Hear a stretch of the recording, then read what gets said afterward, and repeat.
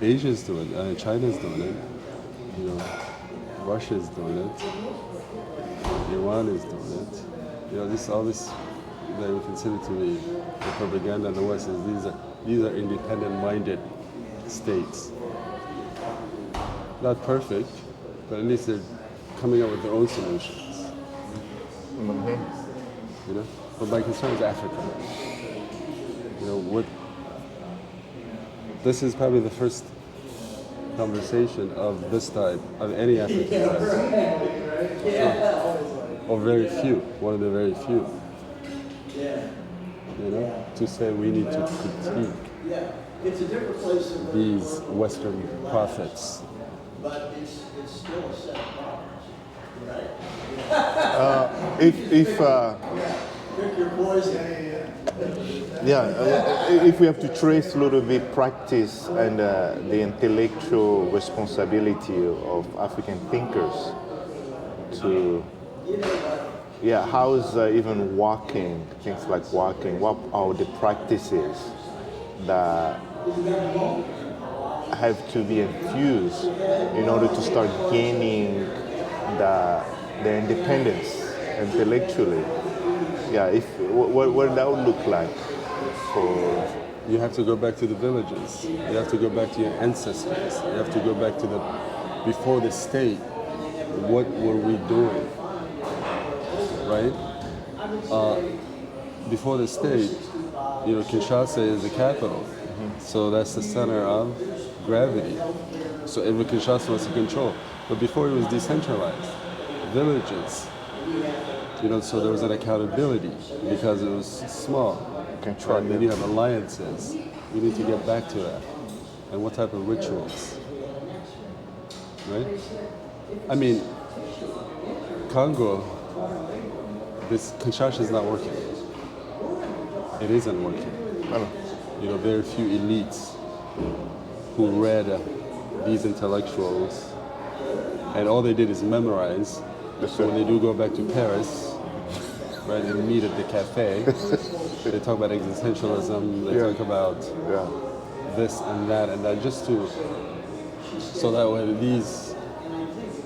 these Europeans who themselves, you know, are far away from these intellectuals, right? I mean, because you have to give these intellectuals, they believed they were people of that age. Yes. Right? So they came up with something they thought that would work for them. Right? But this stupid Congolese, right? What is staying in Congo? Why do you have to go back to Paris and show how much you know? Talk about, if you do go back to Paris, talk about the village. Talk about the village chief. You know, maybe try to bring that to Paris to say maybe you guys should try this. That's great. You know, this is how we farm. This is how we, you know, do livestock. Right? Bring that. Let that be part of the conversation. The conversation can be about the good of what David Hume. Yes, it was.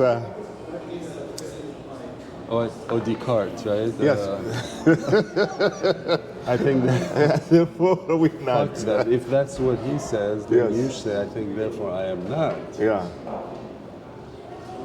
Because we have we have ancestors. Right? That is part of a tradition. So get rid of Kinshasa. Kinshasa is serving nothing. Decentralize it. Go back to the villages. You know? And the villages, do we walk? Of course we walk. Did we take time out? Of course we took time. Did we meditate? Of course we did. You know? Do we have rituals? Of course we have rituals. Those are the stuff, the rituals. You know? That's what makes, you know, this is the functioning, you know, to take the time out. To say, even within Kinshasa, if we were going back to the villages, kind of retreat. Instead of going to Paris as your retreat. What are you bringing? They're not bringing nothing. This is, the West is done. The West is soulless, I'm telling you. Yeah, the West is, we live here. Yes. If you're a thinking person, this is illusion. It is an illusion. Yeah. This is a make-believe. This is Disney World. So you go to Paris, you gotta bring Disney World? Go ahead then. Bring Disney World to Kinshasa. But it's interesting because there's also a propaganda from quote-unquote liberators. They say they have to go through Paris. They have to, let's say, Ho Chi Minh, right? It seems also there's also another, in order for those people to stand toe to toe, in some extent they have to go through Paris, right? Mingle first, and that's not sustainable for huge scale of liberation because we cannot always wait to go through Paris. So it seems also there's also a kind of, besides being an illusion, even the most regard able intellectual that quote unquote liberate their people have to go through Paris, have to go. Yeah, what is that also seems to be a portal for our liberated? What are the alternative? Can they stand toe to toe without Paris, without the car, without, you know? Yeah. But Ho Chi Minh went to Paris because he wanted to see, because the bullshit of the French, right? Because democracy and freedom is not good for the colonized people. So when he went to see Paris, he saw the truth that these are hypocrites, right? Because when he was in Paris as a Vietnamese, he was more free than when he was in Vietnam as a Vietnamese person. That's his home country. But he was smart enough to say, okay, this doesn't make sense, right? How can I be free and say whatever I want to say? The cafes in Paris, but I can't do the same. Why are my people? So if this system is good for the Frenchmen, then it should be good for the Vietnamese. That's why I said fuck the French Revolution. Fuck the French Revolution. The French Revolution is garbage, right? Yeah, the Congolese, they're going to go and talk about the French Revolution, liberté. You fill in the rest. I don't speak French. Eternité, fuck out. Right? Yeah. But if the French Revolution was so good, why the Haitian Revolution? It was at the same time. You know, the Haitian Revolution. They believed in this bullshit. What happened to the leader of the Haitian Revolution? And what did the French Revolution get? What came out of the French? Who came after the French Revolution? Napoleon. Okay? And Napoleon thought he could solve all the problems. Okay? He thought he could solve problems. Went all the way to, he came to Egypt and brought this, and he said, I'm a Muslim. He said, I'm more of a Muslim than you guys. Right? He got all these intellectuals. Yeah. Right? Because they studied. Yeah? So that's what gave birth to, that system gave birth to that. Right? Reject. Bullshit. Listen, most people in Congo are struggling. Yes. Right? Then you might as well struggle for something that is sustainable. Right? You may go hungry. You're already hungry. Then go. If that means the next generation will be free in every way. You know, but when you do business, you want to be vertically integrated. That's right. You want to control the supply chain. As an individual, so you want to be vertically integrated. That's why we say, stop walking on your floors Yeah. Stop walking on your knees and stand up, All right. right? Because what these guys want to do is they say, okay, the only way you can be equal, Yeah. because if you stand up, some people are tall, some people are short, right? But if you're on your fours, if I'm looking, everyone is equal. Okay, we want justice. Yeah. We want justice. The tall person, yeah, you're tall, so what? Right. You're short, so what? I mean, you're standing up. That's right. Once you stand up, right, it's how you were created, That's right. your DNA, right? The short person is gonna critique the top because it's just the way it is. So we have to understand each other and work with the short, work with the tall, right? But you're standing, That's right. right? Is it fair for someone who is, of course, yeah, someone who's short would say, you know what, I'd rather be on my fours because if you stand up, he's taller than me or she's taller than me, right? Do you understand what I'm talking about? Yeah, I do.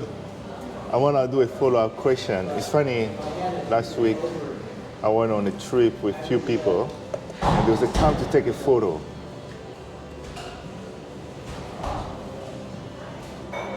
And we have to come together. You're right. I had to. I leaned. I had to go lower, and the rest feel more comfortable. I said, "Oh, thank you." I see why. I see a little bit of the tension there, of the. Yeah. My follow-up question: where is the African arrogance? Is why our arrogance? What we lack the arrogance. What we lack, Yeah. because we don't have, why do we lack arrogance? Yeah. It's like, the West, they have arrogance. You mean arrogance or self-awareness? Yeah. Arrogance is, I would say we lack the self-confidence Yes. Right. Okay, it's self-confidence. because we are not vertically integrated. We lack the self-confidence because we are where they're standing, because their vertical integration is coming from this intellectual, this intellectual library, right? Yes. This intellectual body of work, That's correct. right? We don't have that. So we are on our knees where they step on us. You understand?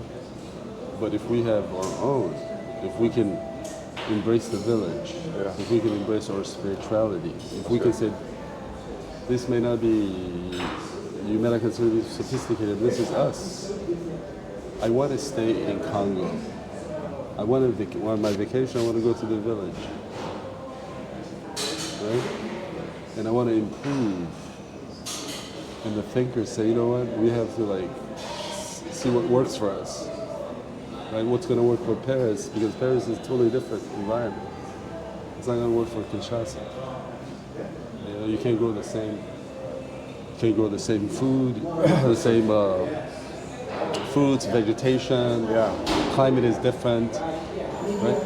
So we have to be in tune with that. Yeah. That's why we don't have the self-confidence. Right? But this is a fake self-confidence. This is an illusion. There's this, most of these people on some medication. Right? And then the African, he says, hey, I am depressed. Maybe you are depressed, not because of some chemical, because you're depressed because of, it's not human nature for you to have everything and then all your brothers and sisters are struggling. Obviously, your depression is coming from the disconnection. And no amount of medicine is going to fix that. You have to share your resources. You have to come down and be with the people. So if you do come down and be with the people, you will be fine. Right? But no, you're not going to come down to be with the people. You're not going to come down to to get to the airport, what you're gonna do is you're like, you know what, send a helicopter because now you're afraid that someone may take you out. You know, there's that paranoia because they told you, hey, based on intelligence we have, your life is in danger, so be more disconnected. That's correct. Right? So getting back to the basics, you know, embracing our environment. You know? That is the lack of self-confidence. You know, people, when I went back, the people who were self-confident were those who were not driving, going for walks. That's good. You know, they were happy, they knew who they were. Those who who wear their native clothes, right? Because there's a sense of wisdom in that. You know, when I went back home, you know, people ask me like, hey, because I didn't drive, I walk all the time. I would catch public transportation. Right. You know, people saw that as well because in the West they expect you to be isolated from the people. As a class signaling. Yes. You know, so that is the case. You know, that's what it takes. That's hard work. Yeah, and walking as a practice. Walking as a practice for you. What has been how you use walking, and how you advise people who is not fully integrated yet? What are some of the steps or practices they can engage with that can start lead them to the route of self-integration? Yeah, what is I mean, what walking is I think it is the ultimate form of resistance, right? When you walk, because you control where you go, you control your pace, you control where to turn. You're not restricted by, you know, traffic signs as far as like where to go, right? You can walk on grass, you can walk on, right? So it is. So the more you do it, the more you sense your freedom, right? Some days are tough. You know, it could be raining, snow, hot, but those are out of your control. Right? The only thing you can control is how much you walk, right?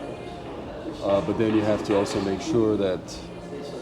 So the more you do it, the more you become aware of what you need to do as far as what to have. You know, how much water to pack, right? So all those are learning, right? But you sense your autonomy. You sense that you are free. Right? And there's no limit as to your limitation is based on your condition and your time. But it's free as well. No one owns. That's correct. Right? But there's a sense of ownership. When you walk on the sidewalk, you say it belongs to me. Yeah. Right? It belongs to the public. That's right. It's a public space. Right? The sidewalk is a public space. Yeah. Right? So there is this sense of ownership. So you bring in the ownership back. Yeah. You know what I'm saying? So at some point you will become vertically integrated. You know? But at the end of the day, it's just you're letting authority know that you are a free person, right? Any type of movement started with walk. You know, Mao talked about he said every journey starts with a single step, right? He walked. It was part of his revolution. Yeah. Right? He walked. He visited every village through walking. That's correct. Right? The marches. The marches, The freedom march. Yes. That's through walk. That's correct. Right? So walking, the symbolism of walk is attached to liberation. That's correct. You know, liberation in terms of the micro, and then liberation in terms of the micro. That's right. You know, the individual. You know, Yeah, so yeah, there's less dependency on a system.